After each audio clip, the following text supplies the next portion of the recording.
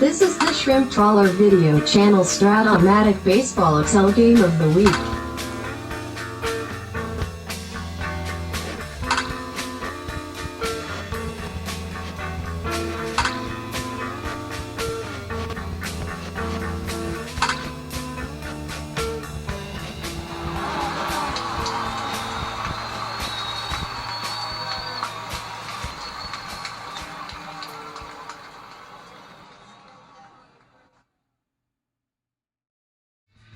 Welcome back, baseball fans, to the Game of the Week 77-80 Fall League matchup.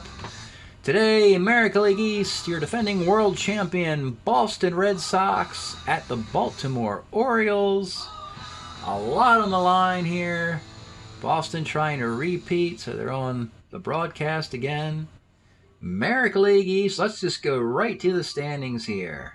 See what's going down in the AL East. There it is, folks. The Orioles and the Red Sox are tied for first place. The Yankees a half game back. It's crazy town. Even the Blue Jays are there 2.5 back, but they're mathematically out of it at this point. And the other thing about it is, like the spy who came out of the cold, only one of these three teams is probably going to make the playoffs. Wild card doesn't seem to be happening, as the Tigers in Ohio are stomping on teams. And then you even had the Brewers and Twins doing well. Angels and Mariners, my goodness, the Mariners have come out of nowhere this year, folks. And ridden a hot streak in the kooky Fall League where anything can happen. So, American League East, defending champion Red Sox shows some pride. Come out of third place and move up to first. They finished the year against the Yankees. Orioles finished the year against the Blue Jays. Let's take a look at the rotation for this series. It's a best of 5. It opened up in Fenway with Bill Lee and Bob Stanley, Steve Franco in Baltimore in Game 3, and Louis Tiant in Game 4, a day off, and then back to Fenway with Bill Lee. The Orioles started with Dennis Martinez in Game 1, Flanagan in Game 2. In Baltimore now, Scott McGregor in Game 3 with Jim Palmer in Game 4 if necessary, and then back to Dennis Martinez in Fenway Park. So what has transpired to get us tied for first? The Orioles opened this whole thing up with a 2-game lead, wanting to potentially clinch. If they were to sweep or take 3 out of 4 from the Red Sox, a potential clinch of the division. It has not happened. At Fenway Park, the Oriole bats just fell asleep. Game 1, Dennis Martinez and Bill Lee pitching out of their minds. Jim Rice solo jack in the first inning. Then a long wait until the 7th inning when an error on Bill Hobson and a single ties the game. A 2-out single by Yaz scores Burleson from second, challenging the -3 arm of Carlos Lopez. He scores. 2-1's your final. Tough complete game loss for Dennis Martinez. Nice relief work by Joe Kerrigan and Bradford for the Sox. Then in Game 2, the game I just played that knotted all this up in the East from Fenway, you have Mike Flanagan against Bob Stanley. Flanagan has the minimum batters through 6, a 2-0 shutout. Stanley's given up an RBI double and a sac fly. But in the 7th inning, the Red Sox put 3 men on base off of Flanny, and then it's Tibby Martinez with his big old can of kerosene coming out of the bullpen. He gives up 5 hits in an inning and a third, and 3 walks, 4 runs, and there was not even much point to hook him, as the Red Sox hit righties better than lefties. So something we talked about last year. But not today, folks. The Red Sox strung together 5 hits and 4 runs in the 7th, and 2 hits and 2 runs in the 8th. They win Game 2, 6-2. So we have game number 3 of this best of 5. The Orioles have to get it going again. They had a nice little lead in this division, I think. And they fell back to earth. And the Red Sox, if they win this game and get the sweep, they would have a 1-game lead over Baltimore and a 1-game lead over the Yankees going into the final season of the year, trying to repeat as division champs. Today's starting pitchers for Boston in Game 3, Steve Renko, their number 4 guy. And for Baltimore, their number 4 guy, Scott McGregor, live from Memorial Stadium in Baltimore. Let's get started. Red Sox, Orioles, 77-80 Fall League fun stuff. And you're going to see some funny names on the rosters on this game, beginning with their leadoff hitter today for the Red Sox. Tom Brookins, longtime Tiger utility player, was signed by the Red Sox in the offseason. He plays third base against lefties, leads off occasionally, and 2-6, he strikes out. The Rooster, Rick Burleson, 6'11". Pitcher X off McGregor, and he's out. And Yastrzemski, now batting third, rolls to second. Bottom of 1, the Orioles, John Lowenstein, leading off in left field. 1-2 is a Lomax, doesn't hurt anything. Rich Dower, show us your power. 49 is ball 4 off Renko.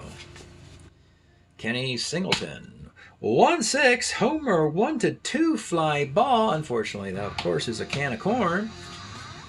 And it's the Senseis. Had a hot start this year, but has cooled off recently. 3-10 is a fly to left. Top of the second. Carlton Fisk. 2-6. Base hit for Carlton. Jim Rice, 65, center C. Dwight Evans, 67, pops to second, and with 2 outs. Freddie Lynn, 66, flies to right field. Bottom of the second. Carlos Lopez, 47, is a K. Eddie, Eat, Drink, Emmy Murray, 48 is a K. Andy Etchebarren, 66, rolls it to second. This is Peachlow, a 319 at second base. That's a base hit. Jim Mason, 58, skies to center field. Nothing going on in Baltimore here. Top of the third, Rob Peachlow, another guy, import brought in as a bench player, getting some playing time against a lefty. Skies to left. Butch Hobson, 46, skies to left. And Brookins, 45, pops to short. Bottom of the third, it's Mark Belanger, 1-6, rolls to short. John Lowenstein, 65, bouncer to second, 319 makes the play. And Rich Dower rolls to third. Orioles stumbled. They scored 3 runs in 21 innings. We go to the fourth. It's the Rooster, Rick Burleson, 39. Sky to left. Yastrzemski, 48, is a base hit. Yaz is a B stealer. We have Etchebarren with a +1 arm. Dare we steal? Up 2-0 in the series. He's going to do it, folks. Yastrzemski's taking off for second base. And he rolls an 11. This is close here. Let's figure this one out. Yaz, 13, 12, 11, 10. +1 arm makes it 11. And he rolls an 11. They slapped the tag down, but he's ruled safe. And Belanger screaming at the umpire at second base. That's a stolen base for Yaz. My goodness. We got a runner in scoring position finally in this game for Carlton Fisk. 47 off Mac is a K. And with 2 outs, it's Jim Rice. 1-4, skies to left field.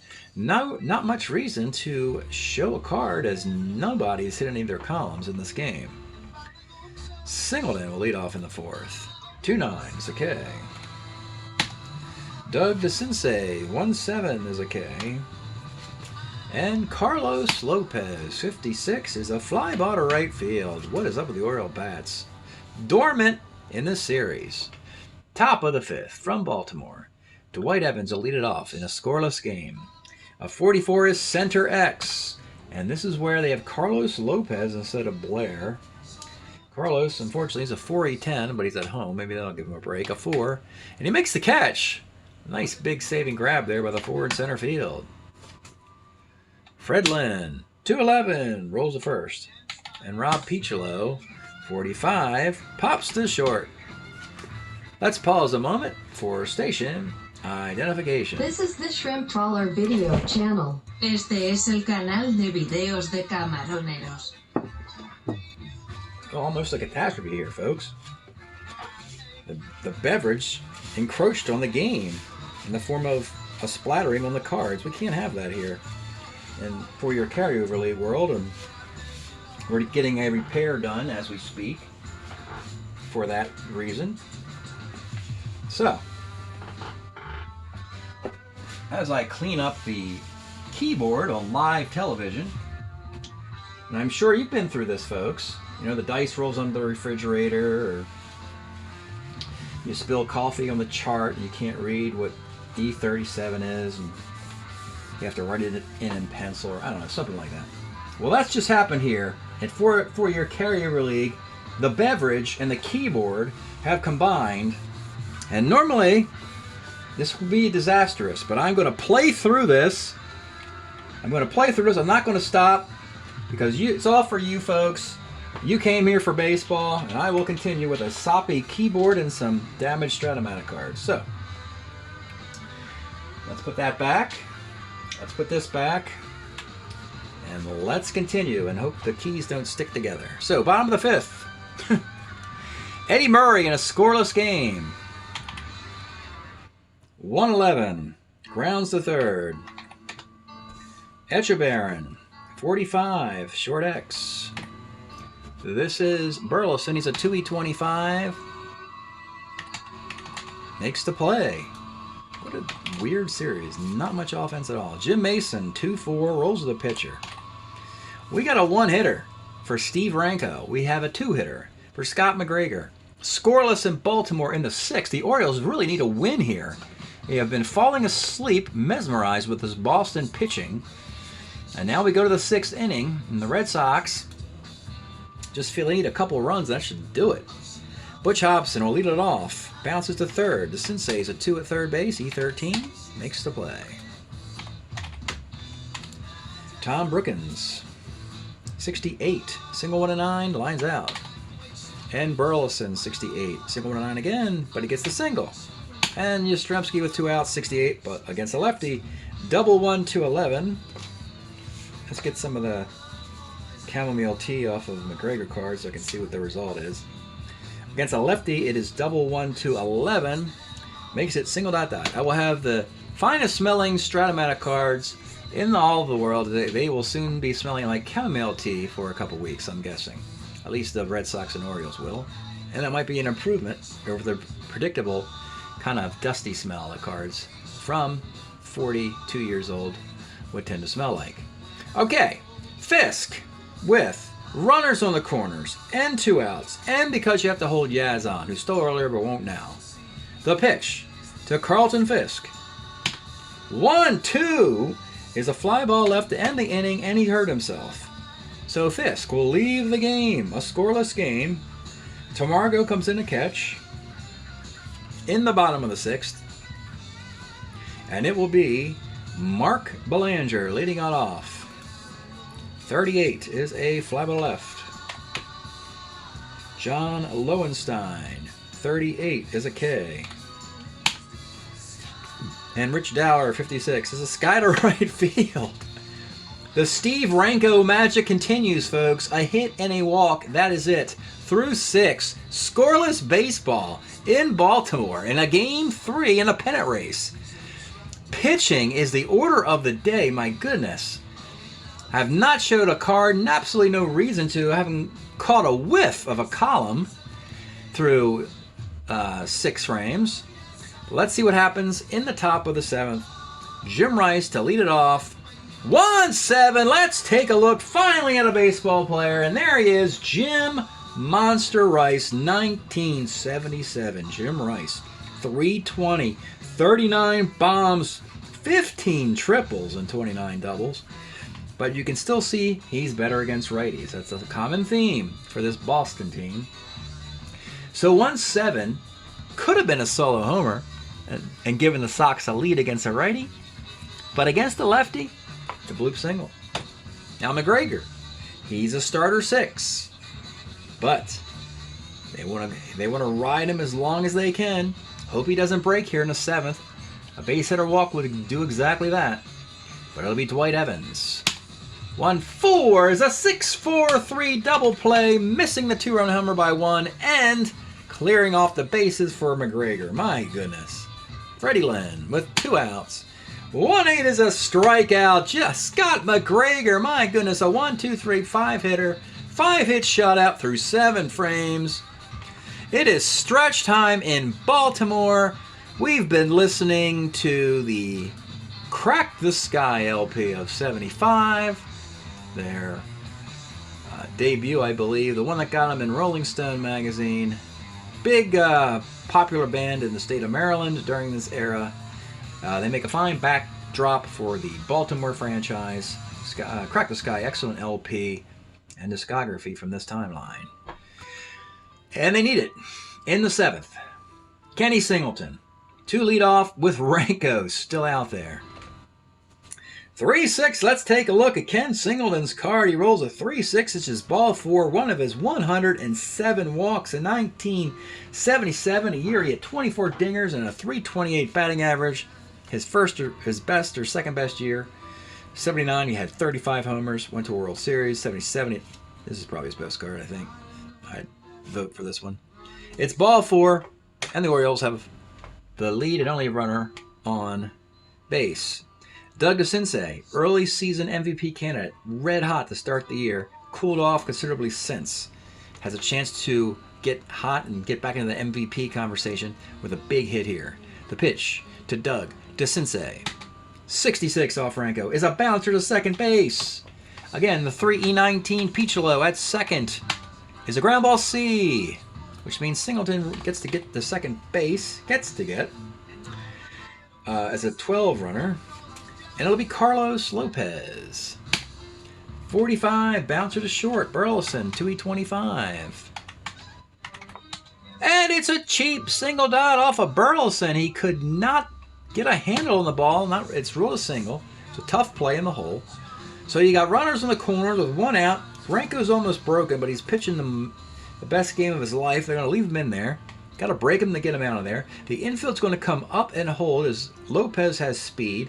And it's Eddie Eat, Drink, and B. Murray is your batter. Here's the pitch to Eddie. 35 is ball 4, and that's as far as we are willing to go with Steve Ranko. You can't believe the call. He thought he hit the corner on that one. The umpire says, no, you didn't. And just like that, Don Zimmer's out there to take his frustrated starter out. Steve Ranko. 19 thirds, 6 1/3 innings. He only had given up 2 hits and some walks, but he's broken. He comes out. Boston's bullpen has actually been pretty darn good this year. That has been the story. Boston's bullpen is normally horrible, but it's John Curtis, Joe Kerrigan, Larry Bradford, and Stan Bonson have been very good. I think they're going to go Larry Bradford here. He has been staunch this year for the Sox. Larry Bradford in the bottom of the 7th. Bases loaded, 1 out. They're going to bring the infield up. It's going to be Etchebarren. The pitch to Andy Etchebarren. 55, the infield up is second X. They get a fielder's choice on a double play. But Piccolo's a 3E19 at second base. And he kicks the ball. And oh my goodness, the defense has let the Sox down at a bad time. And that's how the Orioles get the first and only run of the game thus far. An error on the second baseman. The bases are still loaded with 1 out. Jim Mason is your batter. Batting for him will be, interesting call here. They're going to go Rick Dempsey. Let's take a look at Dempsey. He's a lot of walks both ways with the bases loaded. That turns out to be pretty good. So, Bradford will pitch to him. Infield does stay up for the Dipper, Rick Dempsey. 36, the infield up is a K. And with 2 outs, it's Belanger. Belanger, 3-10, is a fly ball to left, and that's all they get. They need a center fielder, I think. Well, they don't need one, but they're going to put Paul Blair in center field and Andy Etchebarren's spot. The center fielder was Lopez. He'll go into right field, where Singleton was. Singleton becomes a new DH in a 1-0 game in the 8th inning. Scott McGregor now. He is off the hook for breaking. Got to put 3 guys on in the 8th to break him, and he is going to continue to pitch for the Orioles, as the Red Sox do struggle, as I mentioned, against lefties. 1-0 game. Wow. Thriller here. American League East up for grabs. Big game. Rob Piccolo leads it off. 4-11, left field. And that is Lowenstein. He's a 2-3 and he makes the catch. The Hobber, Butch Hobson, had 17 homers. Let's take a look at the Hobson card before he rolls. Butch Hobson, yeah, 40-37 to third base doesn't help. His 78 card, he has 17 homers. He would hit 30 one of the years in Fenway. 250 batting average. I want to say he was a manager for somebody, maybe the Sox, maybe somebody else, at some point later in the man's career. But Butch Hobson's your batter. 310 is the sky to left. And with 2 outs, it's Tom Brookins. 47, McGregor strikes him out. 1-0 game, bottom of the 8th. Bradford will continue for Boston against Lowenstein. 2-6 is a K. Rich Dower, 45, skies to right, and with 2 outs, Ken Singleton, 55 is a roller to second. Again, a 319, and he makes the play. So, really, Boston's defense had cost them a couple runs in the last game, didn't matter. Cost them the only run in this game, might matter, in the American League East title defense. But it's 1-0 in the 9th inning. The Orioles have a bunch of different closer options in their bullpen. They have Tim Stoddard, Don Stanhouse, and Tippy Martinez in a 1-0 game. And again, I keep looking at the left side of these Red Sox player cards. Not to mention Carlton Fisk is out of the game with an injury. And once you get past Burleson, it's clear sailing. Speaking of getting past Burleson, no, I can't do it. He's throwing a shutout. So Scotty Mack is going to stay in the game, folks. Scott McGregor with a 1-0 shutout in the 9th inning. Burleson, let's take a look at his card. He is actually the best hitter they have against lefties compared to versus righties. But he doesn't have much of a home run chance. So, and Tippy Martinez struggled in the last game. Stanhouse walks guys. We love Tim Stoddard. But anyway, this guy is pitching out of his mind. So McGregor will pitch to Rick Burleson to start off the 9th inning. 5-11 is a bouncer to second base. Rich Dower makes the play. All right, now, Yastrzemski. Now it's getting interesting. Now, and you're going to see it, folks. Let's take another look at the McGregor card. And if you look closely, it is. Earl Weaver was looking at the same thing I was looking at, and he is coming to the mound. Earl Weaver is shockingly pulling McGregor with 1 out in the 9th inning of a 1-0 game. They're looking down at the homers. McGregor goes up against lefties. You got Yastrzemski, a lefty, and Tamargo, a lousy lefty. And it's time for Tim Stoddard. Tim Stoddard will bring a 3-1 record and a .71 ERA out of the Baltimore bullpen. He can get lefties out. He is usually underworked, as they like to go to Tippy and Stanhouse a lot. But this is the matchup we want. If you're going to bring a righty in, you want a righty to face Yaz and Tamargo. And then when Jim Rice comes up, then you want to go back to Tippy if needed. So, that is 8 1/3 for Scott McGregor. And Tim Stoddard comes on in the 9th to face Carl Yastrzemski. And the pitch to Yaz. 34 is a roller to first base, and then with 2 outs in the 9th inning, we have your 20 Fall League. You have your Fall League hero for the Boston Red Sox, John Tamargo. You have to check out the World Series and the last Boston game to find out that it is John Tamargo who had the winning hit in Game 7 of last year's World Series to help the Red Sox beat the Phillies in the World Series. He comes in now because Fisk gets injured with trying to continue this game. The only homer chance he has is on 1-5, doesn't have power. With 2 outs, the pitch to John Tamargo. 43 off of Stoddard is a roller to first base. It's Eddie Murray. And he makes the play! Ed Murray and the Orioles finish the improbable 1-0 shutout of the Red Sox. And they move back into first place. Wow. We have seen first place, the American League East, go back and forth, and it's been done with very little offense, some questionable defense. Tim Stoddard gets a save. Scotty Mack gets the win. 5-hit shutout. Can't get the complete game, though. Strikes out 4, does not walk a batter. Bradford comes in, inning and 2/3. It is an error, of all things. 2 Ks, didn't put anybody on, just the error. And Steve Ranko, that unearned run, charged to Ranko, a 2-hitter. A 2-hitter for Steve Ranko. A hit in the second, a walk, ground ball, single, another walk to break him, and then an error. Steve Ranko gets the loss. My goodness. 3 hits, 5 strikeouts. 1019, 0108, 1205, 0437. And that is game number 3.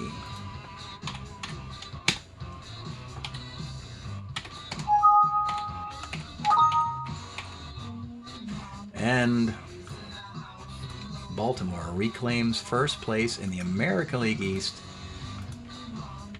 An improbable game of there's all those Boston hitters. It's just almost impossible to get them out, and the American League East has just turned into this bizarro world of great pitching and not much hitting. Your Baltimore Orioles, your first place team in the American League East, 13-10. They are hitting .232 as a team with a .329 ERA. No pitchers more than a game over 500. Offensively, DeCinces has 26 RBI in 23 games, but all of that came early, and since that time, he's 21 for 92, and he's hitting .228, but he has 26 RBI that all came early. He's been like over 25 since. That's what happens when you start crowning a guy an MVP without playing a lot of baseball. You have a tendency to go into massive slumps. And the Red Sox, it's even worse. They're hitting .258. How is that even possible, folks? With a .362 ERA, no starting pitcher is more than, well, John Curtis is 2-0. I guess he's 2 over 500. Offensively for the Sox, Yaz is having a nice year. He's 37 for 108. 8 homer and 15 RBI. Otherwise, not much going on with the Red Sox either. And let's take a peek again at the standings. So right back where we were after game 1. Orioles have a 1-game lead. If the Red Sox were to win game number 4 in Baltimore, this series would end with the 2 teams tied, and then the Yankees would be a half game behind, and the Yankees and Red Sox would play a best of 5, potentially playing for the division championship. But of course, if the Orioles were to blow out the Blue Jays, which is entirely possible, it wouldn't really matter what the Red Sox and Yankees do if they play 5 games and beat each other up. But I'm telling you, the back and forth, these winning percentages here, is not looking good for the wild card in the American League East. Too much flailing away. And by the way, let me also mention the stats of the Yankees since we're on that. They're only hitting .263 with a .406 ERA. They're not exactly lighting the world on fire. And I guess the hungry Blue Jays doing the best in a bad situation. They're actually the Toronto Blue Jays, the class of the American League East, actually hitting .282. Top hitting team in the American League East, folks. Your Toronto Blue Jays are 1977. Expansion Blue Jays, led by Bob Baylor and Alfredo Griffin and Roy Howe. The Blue Jays, folks, hitting .282 with a .407 team ERA. All right, Fall League games thus far. We have played 390 Fall League baseball games. We are hitting .270, which means the American League East is not hitting .270, but the rest of baseball is really hitting well.